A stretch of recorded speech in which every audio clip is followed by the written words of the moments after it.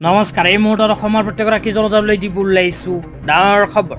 যিসকল মানুহে ভিডিঅ'টোত ক্লিক কৰিছে অনুগ্ৰহ কৰি ভিডিঅ'টো স্কিপ নকৰি প্ৰথমৰ পৰা শেষলৈ চাই থাকিব, কিয়নো এইটো ভিডিঅ'ৰ মাজত অৰুণোদয় আঁচনিৰ পৰা আৰম্ভ কৰি PMFBY আঁচনিলৈ কেইখনমান গুৰুত্বপূৰ্ণ খবৰ আপোনালোকক প্ৰদান কৰিম।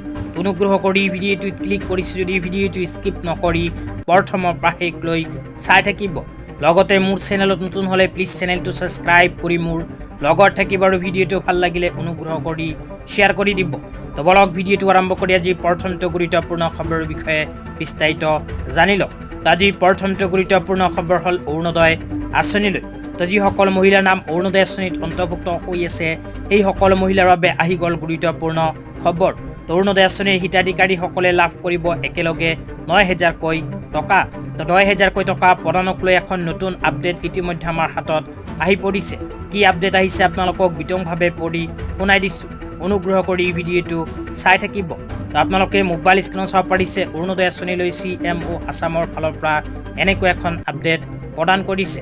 ইয়াতে লিখা আছে অৰুণোদয় আঁচনিৰ ধন অহা ২০ ফেব্ৰুৱাৰীৰ পৰিৱৰ্তে 10 মাৰ্চত প্ৰদান কৰা হ'ব আৰু ধনৰাশিৰ পৰিমাণ ১,০০০কৈ বৃদ্ধি কৰি ৮,০০০ টকাৰ ঠাইত ৯,০০০ কৰা হ'ব বুলি মাননীয় মুখ্যমন্ত্ৰী ডক্টৰ হিমন্ত বিশ্ব শৰ্মা ডাঙৰীয়াই ঘোষণা কৰিছে। ইয়াতে উল্লেখ কৰা অনুযায়ী যিসকল মহিলাৰ নাম অৰুণোদয় আঁচনিত অন্তৰ্ভুক্ত হৈ আছে সেই সকলো মহিলাক যোৱা ২০ ফেব্ৰুৱাৰীত অৰুণোদয় আঁচনিৰ ৮,০০০কৈ টকা প্ৰদান কৰা নাই। অসমৰ মাননীয় মুখ্যমন্ত্ৰী ডাঙৰীয়াৰ ঘোষণা অনুযায়ী ২০ ফেব্ৰুৱাৰীৰ পৰিৱৰ্তে অহা 10 মাৰ্চ তাৰিখে প্ৰদান কৰিব অৰুণোদয় আঁচনিৰ ৯,০০০কৈ টকা। তেতিয়া আপোনালোকক দিব ওলাইছোঁ আজি দ্বিতীয়টো খুবেই গুৰুত্বপূৰ্ণ খবৰ। আজিৰ দ্বিতীয়টো গুৰুত্বপূৰ্ণ খবৰ হ'ল কৃষকসকলৰ বাবে ভাৰত চৰকাৰে আৰম্ভ কৰিছে এক বিশেষ আঁচনি। আঁচনিখনৰ নাম হ'ল PMFBY আঁচনি বা প্ৰধানমন্ত্ৰী ফচল বীমা যোজনা আঁচনি।